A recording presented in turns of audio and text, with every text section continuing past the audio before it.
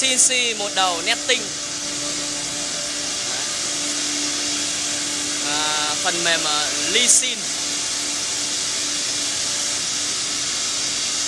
hàng nội địa chung nhá, dày dặn chắc chắn. Hệ dây ngang này. Đấy, hai bên y là dây nằm này, dây nằm này là chắc chắn bền bỉ này. Đấy.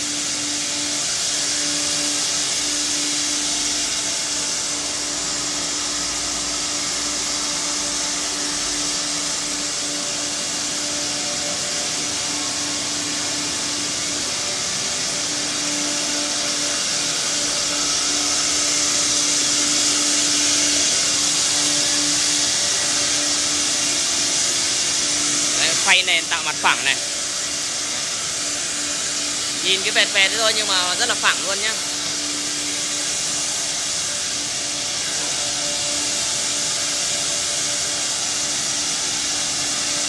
Đấy, đủ phẳng chưa? Đấy,